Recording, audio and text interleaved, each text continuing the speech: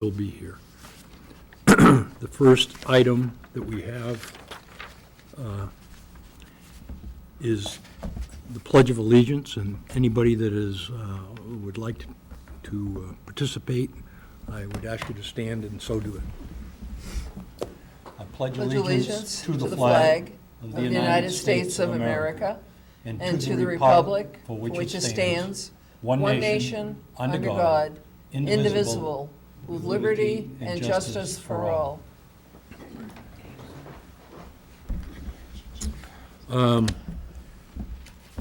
Before the meeting really starts, I have a dubious job of congratulating a past chairman for the work he did last year. And his ability to contain a meeting and have it done in a rather expedient period of time. His reputation will not be challenged, probably. Jim, I always wonder at you and when you're in this position, because of the way you can handle the language and express the ideas that are going on, and yet see a problem such that you can get on the other side of it and bring in potential solutions that make people think. And that's a wonderful, wonderful ability, and my hat's off to you for that. And so I'll keep this short. With that, I'd like to present you something that we as the board and the commission will give it to you. I don't know if you'd like to say a few words or not, but thank you. Thank you, Steve. No, I don't really have too much to say, other than to say that I now occupy the most coveted position in any organization. That would be immediate past chair. And glad to pass the baton. And those were kind words, mostly not deserved, but I look forward to how well you're going to do, Steve. I know you've done it well in the past, and that'll be fun. That'll be good. Thanks a lot. I appreciate that. First item of business is the approval of the minutes. I'd like a motion to approve the minutes. I think we need to do some swearing in first. Oh, have to make this that's official. right. We can't vote yet. Yeah, because we have somebody that get held up by business, we wouldn't have a quorum, would we? Okay, thank you. We have tonight with us Corporation Counsel Elisa Tibbetts, who also plays the role of a dedimus justice. And I ask Elisa if she will take our two newly elected commissioners in hand and swear them in so they can be appropriately charged with their charge and our register of probate.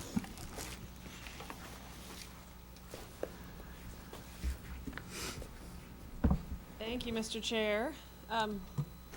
What are the wishes of the commissioners? Would you like to do these together, all three at the same time, individually? Probably the commissioners and then the register. That works for me. Would you like You to want to come come up up here? here?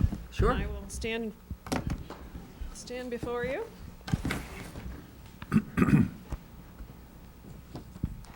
Someone going to get a picture for my husband? Oh, okay. Got it. Catherine's on it. Catherine's got it. Great. Taking the long way.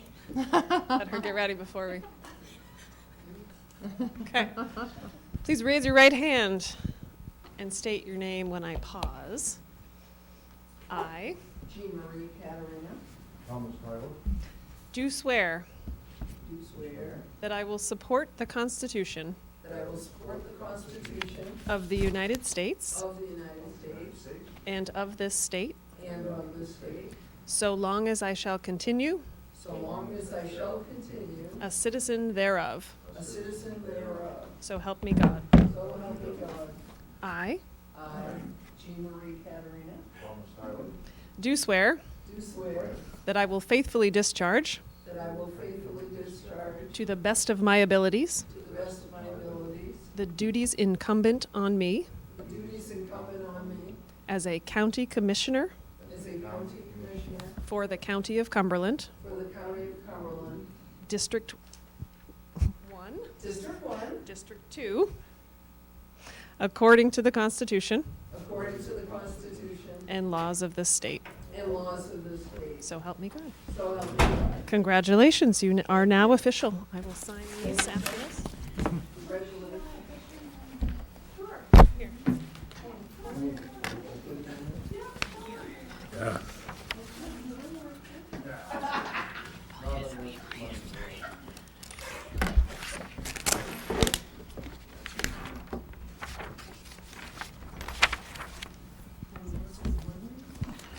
Susan. We just did. We just did. Tell me if we're in the right spot for the camera. I explained it, you'd be late. So we're down. All right. I, Susan G. Schwartz, do swear that I will support the Constitution of the United States and of this state, so long as I shall continue a citizen thereof.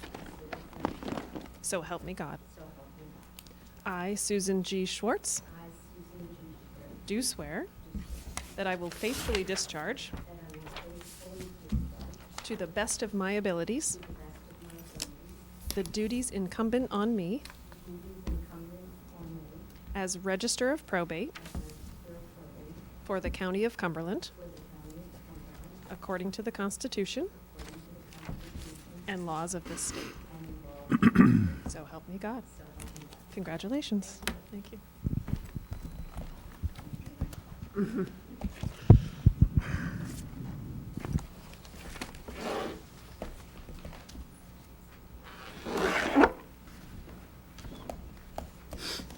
Well, thank you. I appreciate that. And welcome aboard to some hard, tough work. It's going to take some political decisions that may stretch us a little bit here, as it should. I'd like a motion to approve the minutes of December 9th meeting of the board. So moved. Second. Hearing that, is there any discussion? Does anybody have any changes that they wish to offer? Yeah, Commissioner. it mentioned, when I get up and spoke to the public, it just says a commissioner from South Portland, and I'm commissioner from Scarborough. Okay. We make that change? Because Susan would be like, no, you're not. Patty? Excuse me, Patty. We're all neighbors here. so- Yeah, I know. Are you making a motion to amend the minutes? Yes, please, thank you. I'll second. So then can we change the motion to accept the minutes as amended? So move to that amendment. Second?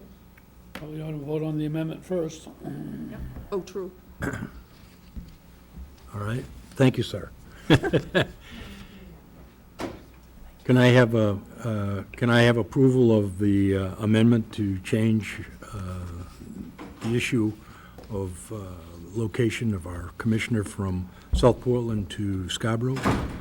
Aye. Aye. Any against? No?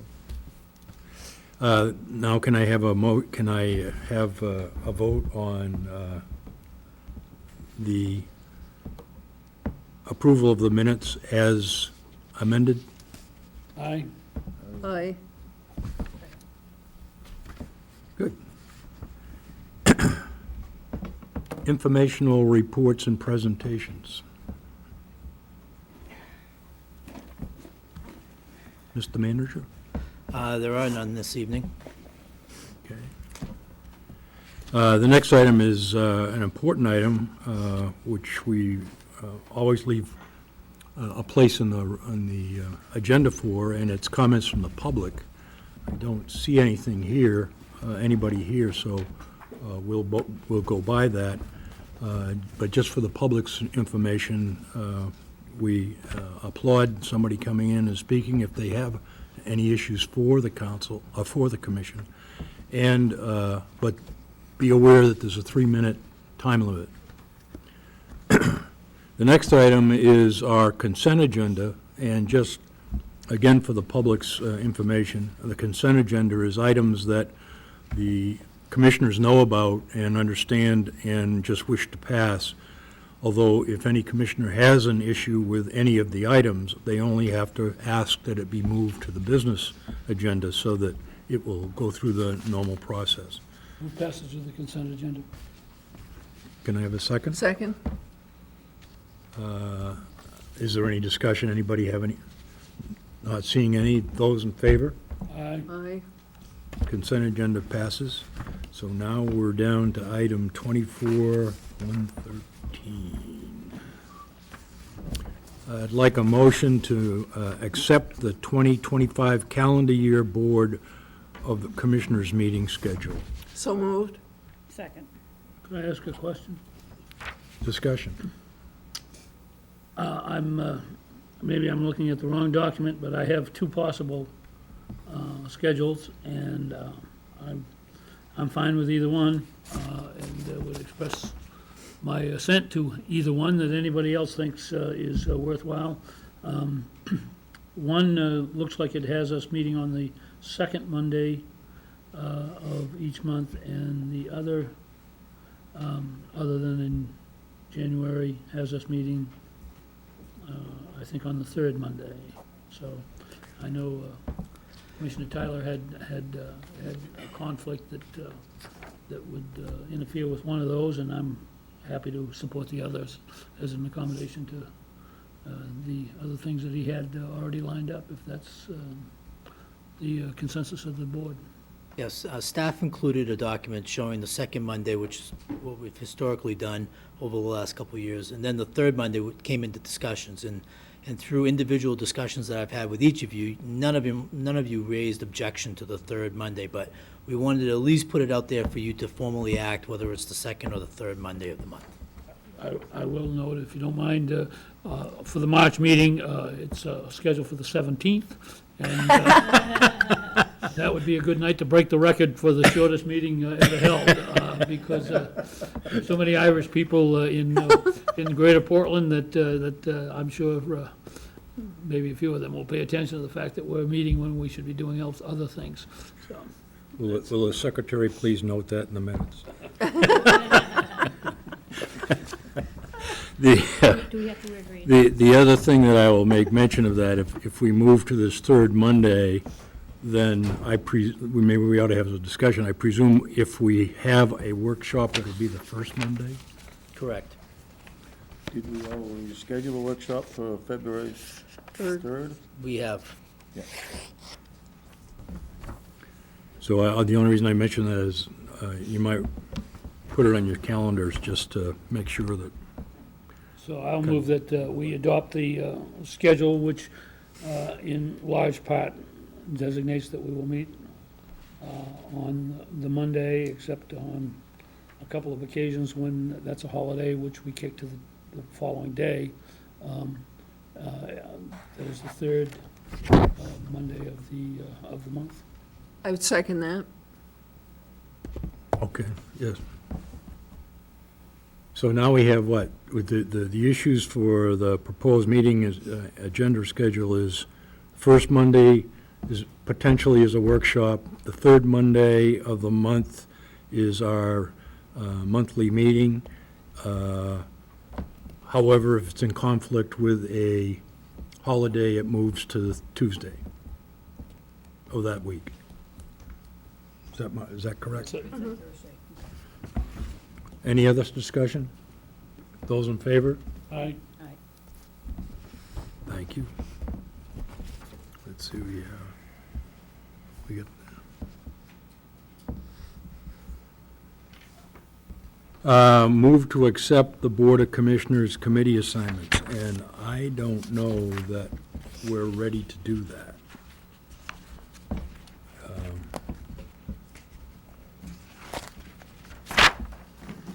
There are some assignments, but frankly, I have, as a chair, have not been able to talk with a couple of the commissioners, not their fault, mine, because of the schedule I've got with what's going on in Augusta.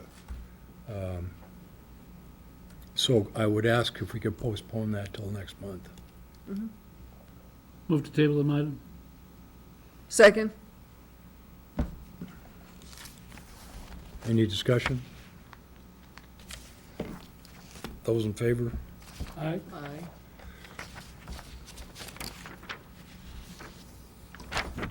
So, we're down now to comments.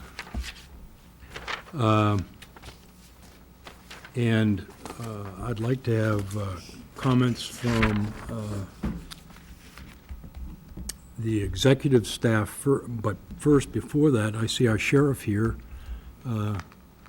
Sheriff, if you'd like to make some comments to the commission, I appreciate it. Sure, thank you.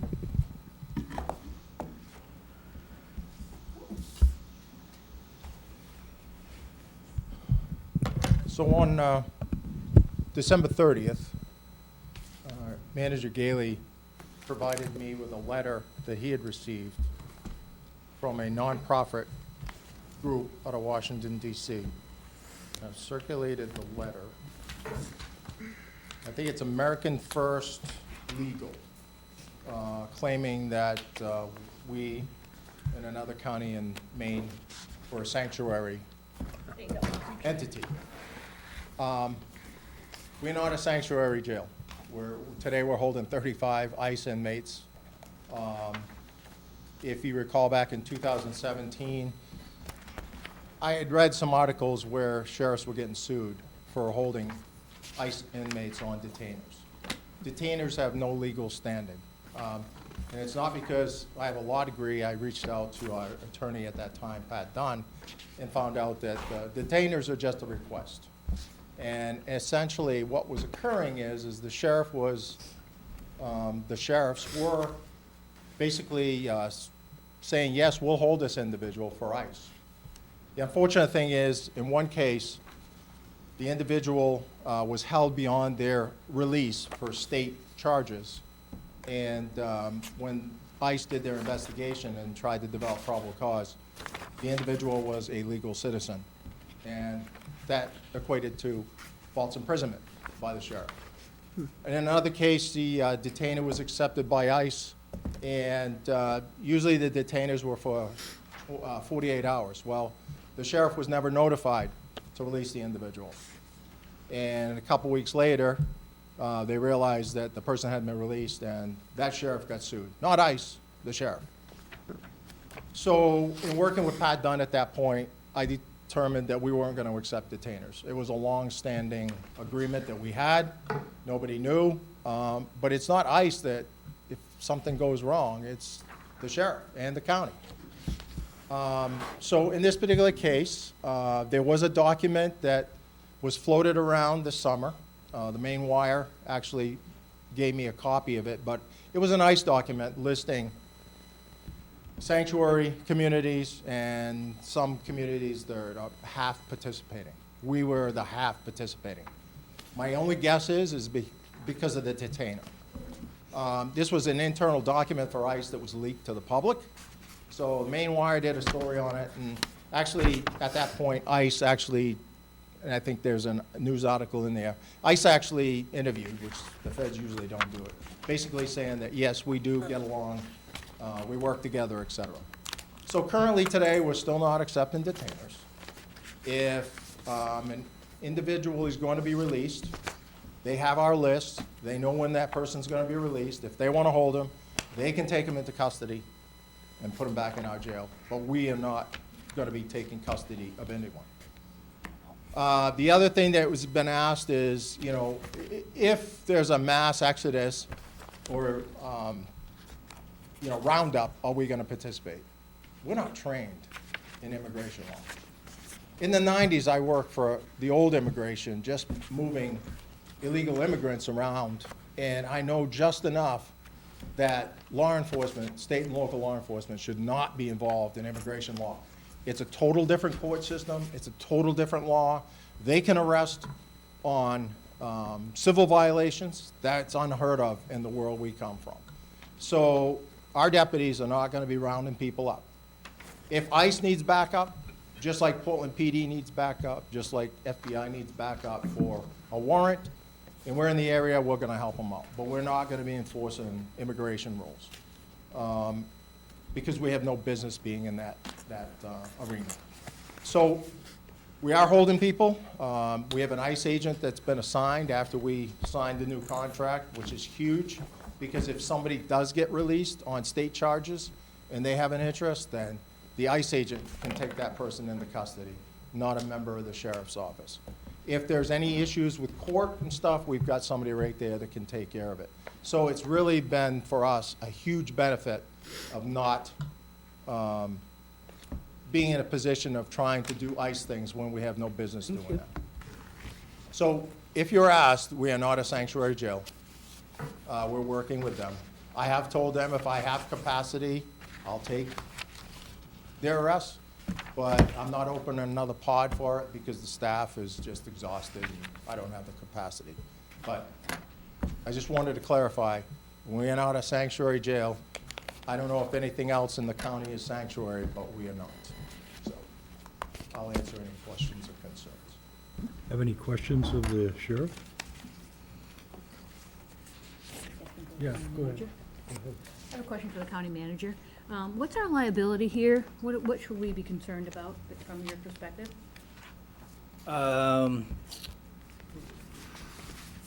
Really, the liability is the unknown at this time, with the new administration coming in. Fair enough. And the new administration making past comments concerning sanctuary districts, cities, things like that.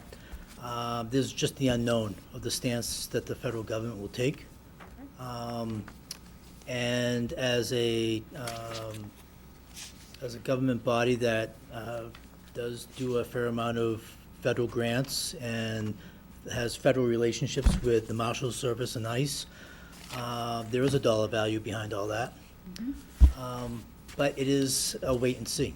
But I think it's very important for the sheriff to be out in front of it, expressing clarification on his role within county government and the background as it relates to ICE and the detainees. Because I think that goes a long way in trying to clear the air a little bit on some of the media that has been out there calling us a sanctuary county, which this body has never voted or even taken up the issue of a sanctuary county. And I think it's been a label that has been applied to us only on the action or the workings with the Sheriff's Department and ICE a few years back concerning this detainee. But what the sheriff is doing in getting the word out and trying to straighten the story is a positive, I think, and we can only continue to move in that direction. Can I just ask also that, since it is the unknown and we try to prepare for the unknown, although it's hard to prepare for the unknown, that we do our best to communicate in advance if we think something's going to hit the media or something's going to look not favorable upon the county, that we are duly noted as commissioners, so we have a little bit of a heads up. If anything was to go in a southerly direction, I'd ask that that be a priority for you or the sheriff, just so that we can prepare. And I appreciate the sheriff coming before us today just to give us a little bit of background and history. I think that's helpful, but I just also want to make sure that we stay in close touch in terms of communication. If things of this nature or things around immigration bubble up. Thank you. Thank you. Commissioner. Yeah, I agree with Commissioner Smith. This issue, I can only imagine it's just going to get hotter in the next few weeks, months, whatever. I was pleased, and thank you for giving us this background information and what I've seen in the media and whatever so far. It makes sense to me. And I'm hoping I would ask Mr. Cloutier to just speak up the difference between detainer, and you gave me some. Anyway, so the public understands, if they ever look at this, because it is gonna fall squarely back on us, because we have the jail. And I've already had people say to me, oh, so, what's gonna happen? Are all these illegals gonna get rounded up and they're gonna all end up in the jail, or what's gonna happen? So I'm already hearing about that. So to know, the difference between detaining people and detention having no legal standing, if I could just ask Mr. Cloutier to talk about that a little bit. I was gonna wait for my turn. Sorry. We usually go around the table, but I will say this, I was sitting here listening to the sheriff, and he would remember the name Michael Chitwood, Oh, yeah. who was the chief of police in the city of Portland, and frankly, a well-respected one. He had, they used to call him Media Mike in addition to a few other haymakers, but in fact, he ran a very improved and tight ship at the police department. And while he was chief, there was a new ICE head of state, I think he was, in Maine. He arrived in Portland and sent a crew that he had brought with him temporarily into the Bayside section of Portland, Yep. and rounded up everybody that looked like they were more or less Spanish, and dragged them off to the county jail.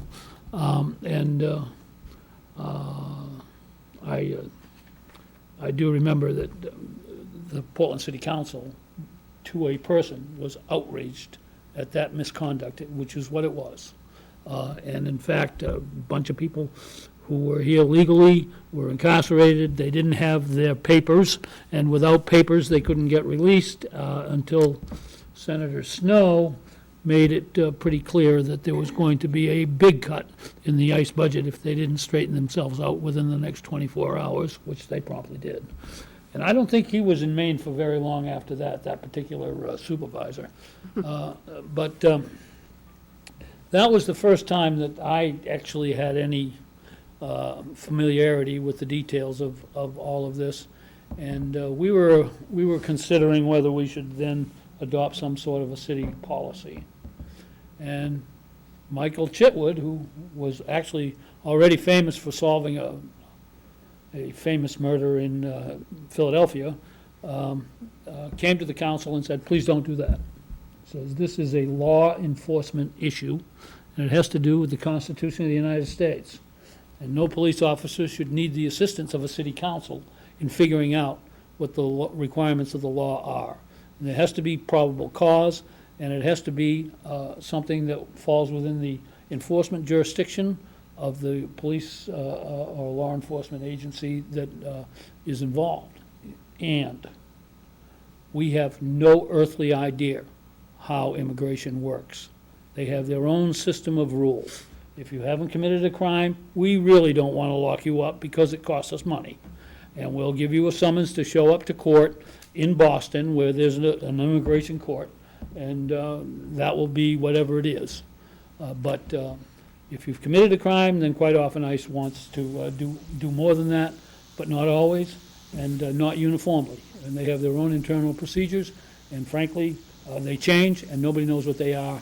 And our officers are never going to be trained to do that, and they shouldn't be, because frankly, they don't work for ICE, and ICE, as the sheriff has already mentioned, sometimes if you have a civil violation or some other issue that falls within their regulations, and they adopt regulations and procedures routinely, then that's information they have that local law enforcement doesn't keep up with.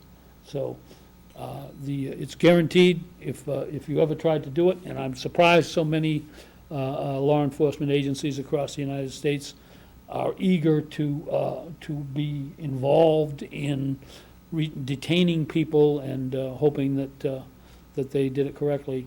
That is simply something that law enforcement management ought not to tolerate and usually doesn't. So That's the upshot. I mean, our procedure has been, if there's probable cause to arrest for a violation that's not an immigration status kind of question, then a law enforcement officer might arrest. And if he or she does, and brings that person to the county jail, they're gonna be incarcerated unless a bail commissioner lets them out, or a judge.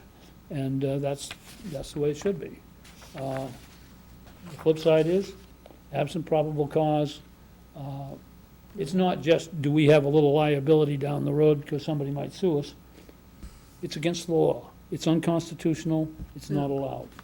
And, you know, I've read this garbage from our friend Stephen Miller, I believe, is the moving force on that. Perpetrator. You know, and that, you know, Yeah. stringing together a few pithy quotes from various U.S. code provisions that don't address anything close to the issue at hand is simply not anything that, as far as I'm concerned, that we need to be involved in.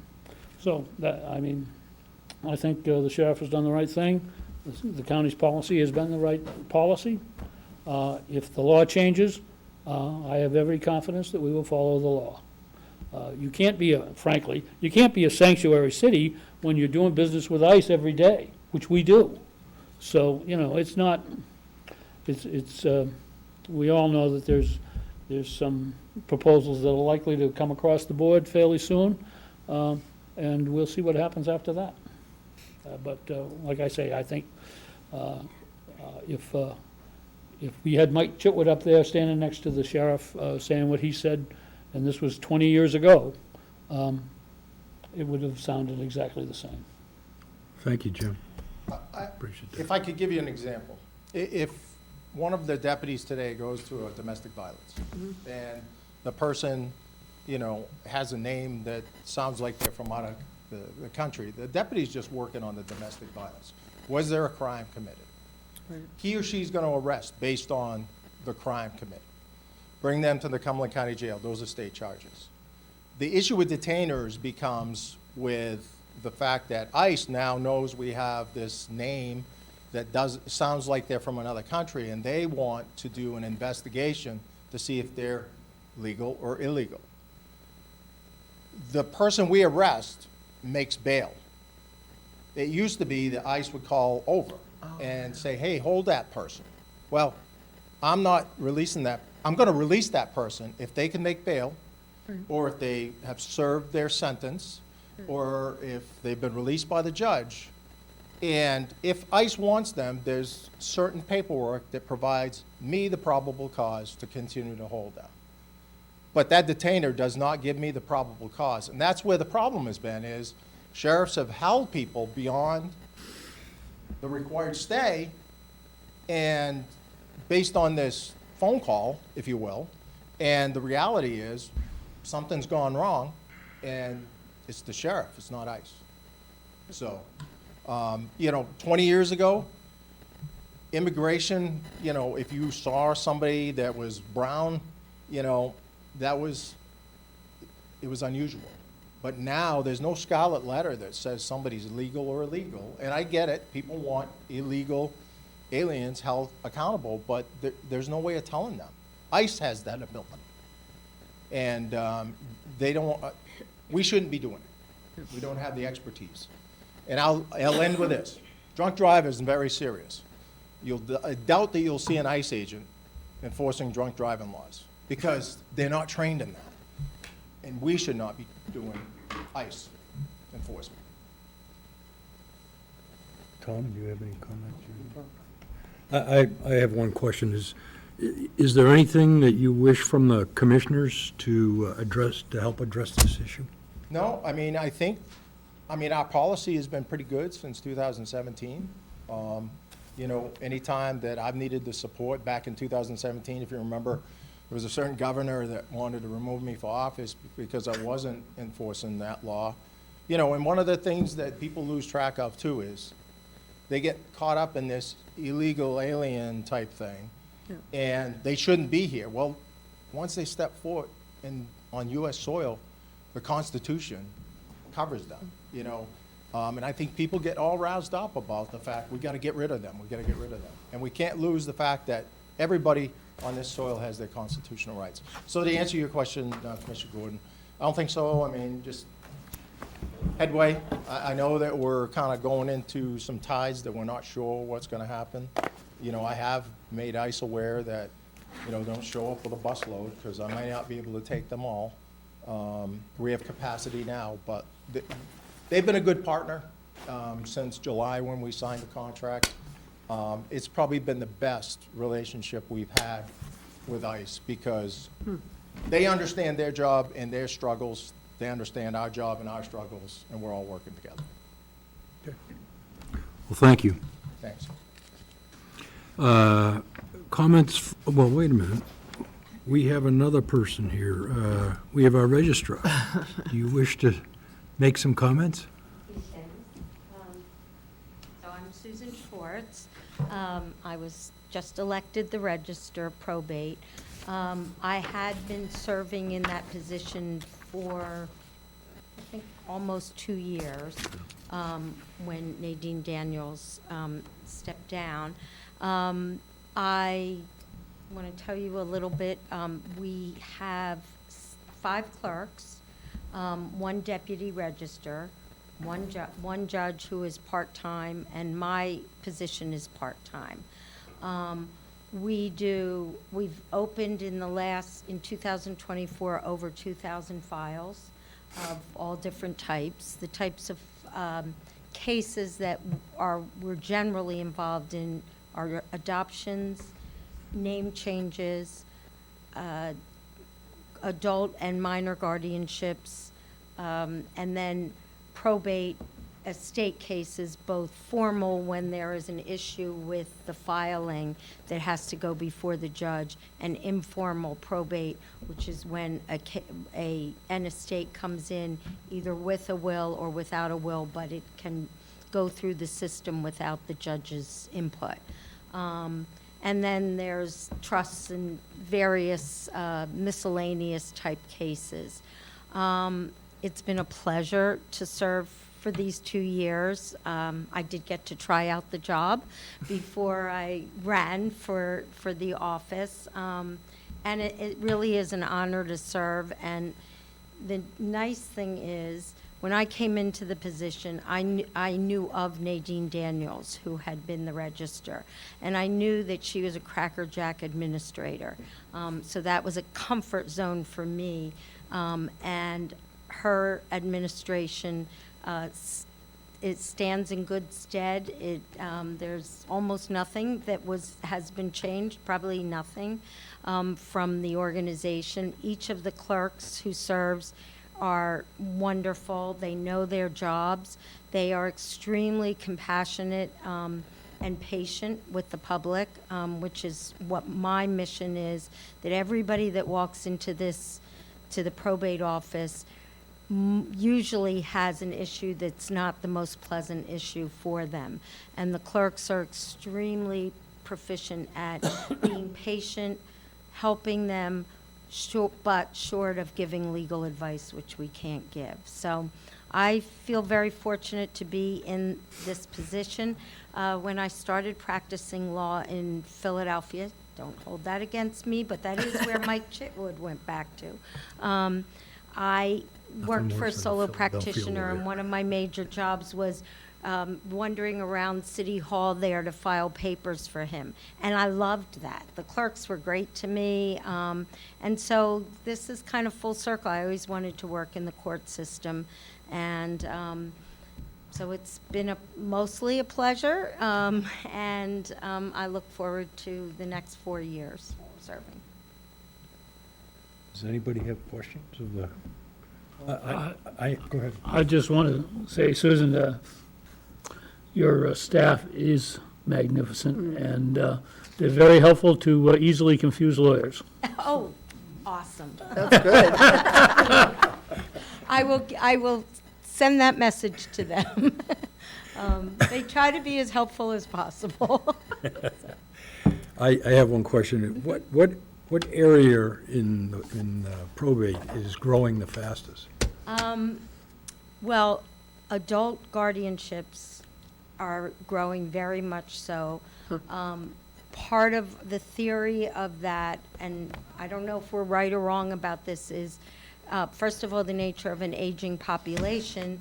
So children and adult children and caretakers tend to need to be appointed guardians due to an aging population. And then on the flip side, unfortunately, it does seem like there's an uptick in adult guardians being appointed for young people, for young adults, maybe having to do with the drug situation. We're not exactly sure why, but those numbers are somewhat up. And name changes are way up. And I have to say, adoptions are generally a happy thing, but name changes are really up.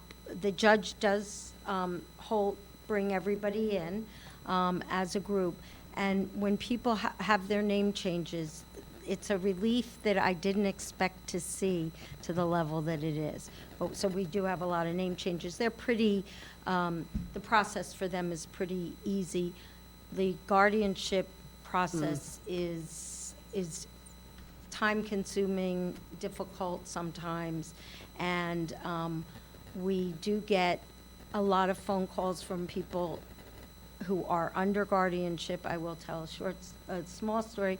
We do have one person who's under a long-term guardianship, and we have to provide court-appointed attorneys for people who are respondents in a guardianship. And he's gotten a couple of attorneys. He keeps firing them. He has some mental health issues and some difficulties. And he did tell me, both in open court and then in a phone call, he wanted me to know that he hadn't voted for me in the election. So when the judge told him that he has to limit his phone calls to a certain level. But he's a great guy, and so that's one of the pieces of this court. The nature of the caseload is that the clerks do spend a fair amount of time talking to people who may not have 100%, intellectual cognitive abilities. So. Mental health again. Any- Thank you. Okay, Thank you for your service. Thanks. I'll get to executive staff, and we'll start. Catherine, have you got anything you wish to bring forth? Amy? Just bringing up to speed, we're in 2 active negotiations right now. One with Correction Employees Union, that's the jail employees, correction officers, and with dispatch. We start negotiations next week with the Teamsters Corrections Supervisor Unit. So they have 2 different unions at the jail. And then the following week, we'll start with the Teamsters Law Enforcement. So we'll have all of them. The corrections, we've been doing that for a couple of months. So my hope is that will soon wrap up. Dispatch, more than likely, if everything goes well, I'll be here at the March meeting looking for guidance for you, for financial guidance for that negotiations. And the rest of them, it'll be a couple more months before I come back for that. Also, we have approximately 36 current openings county-wide, which is probably the lowest that we've had in quite some time. Of which 12 are non-union employees. We have 7 patrol deputy openings, 15 in corrections today, and 2 in dispatch. So overall, those are pretty good numbers for us.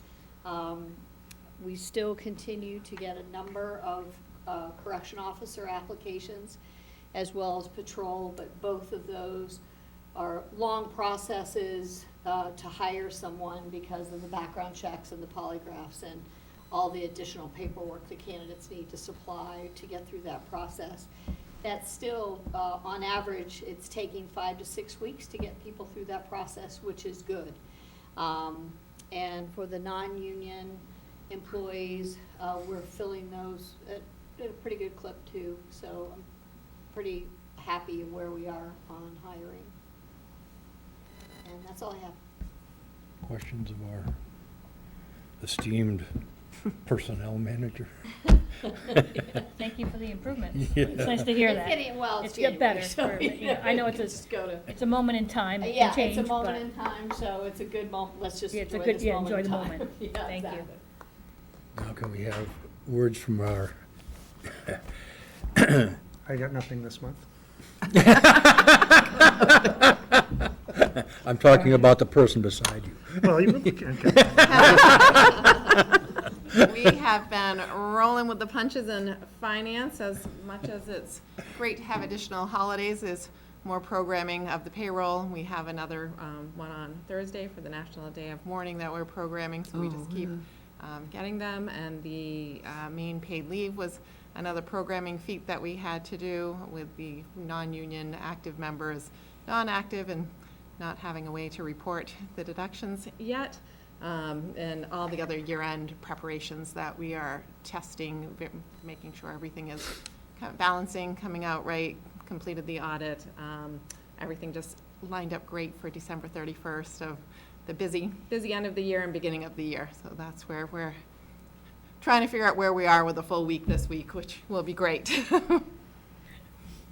Thank you. Now, I can understand why you have shed some of your problems. You hire great staff. My hat's off to you. Always Alex, you got anything you want to put forth? How about the building? My goodness, that's where you're taking all your time. Yeah, well, I mean, I'm coming back and I'm getting all excited about, like, they filled the cracks in the concrete and they're working on light fixtures and it just doesn't make for good. It's going great, but it's just, we're deep in the construction zone at both Jail Medical and 27 Northport. But I will say, as much as a lot of us took a lot of time off over the Christmas and New Year's break, Northport's been packed with people working past couple of weeks. Been pretty impressive to watch. What's the target date? Not what it was, what it is realistically. I think realistically speaking, over the course of the month of April, we'll be gradually moving in. can we do side bets? Is, There are already a lot of side There are bets. bet- I'm not allowed to bet on this, apparently. are we Jim Scott is. renaming May? What's that? Right. Are we? Renaming May, yeah. renaming Finance will May? be moving April and the rest can come whenever they want. I'm excited because it shortens by drive time almost in half. Yeah, Very true. don't have to come Well, I downtown. appreciate the comments from the executive staff and starting into the manager. I'll let the manager have his. Tell us Few what things. really I'm gonna, again, mention the next couple of dates. I keep on saying this. It's so off kilter for us these 2 months that I just want to keep on reminding you. First of all, January 21st, the Finance Committee is meeting in this room at 5 o'clock. All indications are lining up that this could be their last meeting. Fingers crossed. I have sent out an email today asking if anyone had any questions that needed to be answered, and I've received a couple of questions that we're working on in anticipation of that meeting to address. February 3rd, a Monday, will be a workshop, and that workshop will be a budget workshop at this point. Then February 18th, as you just approved this evening, will be our next meeting. And that meeting will be, if all goes well, the 21st, and the 3rd, the 18th will be the date that the budget goes on for hopefully adoption. So that's the next 3 dates that should be in your calendars. Is the February 3rd meeting, what time? February 3rd, that would be 5:30, our normal time. And the 18th, 5:30. And that's just budget. That's just budget unless something comes up. I'm not seeing anything come up at this point, but we'll just focus on budget that evening. Want to give you all the direction that we're heading with the National Day of Mourning this Thursday. We are slated to have a working day for all county employees. Because of the actions of President Biden and what he did at the federal level, that trips some language within our collective bargaining agreements. And that is, we're handling that. They are essential, so they need to come in, and their bargaining agreements will dictate how it is handled in their particular CBA. For the non-union staff, we will be having a working day, but we will be crediting the non-union staff members 8 hours of earned time to be taken at a later date upon supervisor approval. So that's how we're handling Thursday. Normal day of business, we're just handling it behind the scenes a little bit differently than a normal day. And then lastly, I'd like to welcome Commissioner Katerina and Tyler. Glad to have you join us, and we got a busy year ahead of us, and so it's nice to have you on board. Look forward to working with both of you. Thank you. Any questions of the manager this time? Seeing none, well, we'll move on to the commissioners. Our esteemed past president, or past chair. Forget what body I'm in. I don't really have much, I think Chevrolet might have won a championship, I think the girls did. Congratulations anyway to all of the fall sports champions, and it's always I think a very productive and wonderful working experience, or learning experience for young people to be involved in team sports, and there's a lot of learning and a lot of interpersonal development that occurs in that kind of situation. And I congratulate them all. Actually, all the participants, whether they had the ill fortune that I enjoyed when I was in high school, or actually won something. So the other thing I wanted to mention is, it seems to me with new commissioners in District 1 and 2, and I'm not so sure that Commissioner Smith was on board early enough to enjoy this particular undertaking. This might be a good year for another strategic planning session that updates the priorities and the focus that we've had. We've certainly, I think, done a pretty remarkably good job, despite COVID and all of the interruptions that flowed from that, in understanding and putting some teeth into the planning that was done the last time we went through such a session. I'm sure half the staff is horrified that they would have to go through that again, but that has been quite productive, and I think has helped us all to really join in a team effort to decide upon some priorities and advance them in a good way. So, and of course, I give both Alex and Jim kudos for kind of steering that boat for the last few years, and I think it would be productive to do it again sometime, probably in the late spring, if that becomes something that everybody agrees should be done. That's all I have. Thank you, Jim. Tom? I'm good, thank you. I'm happy to be here and look forward to working with this whole group. Hopefully we can get some things accomplished. Well, given your background and at least what I'm beginning to understand of it, don't be quiet, because we get a lot of work assigned to you. Jean Marie? I agree with Tom. I want to thank everyone that I've met and talked to so far. It's been a very nice transition, bringing us up to date. I thought it was great that you invited us into a couple of meetings, so I could get the feel for, what's going on. And I certainly, I have big shoes to fill. I know that, falling on Neil's coattails, I guess, is what I want to say. But I look forward to getting to know the managers and select people in my district. That's my next thing is I'm going to do is try to set up some meetings and just get a feel for what's going on and what their relationships and what they think of the county, and I'll let you know. But I do look forward to this very much, so thank you. Welcome aboard. Welcome aboard. Thank you.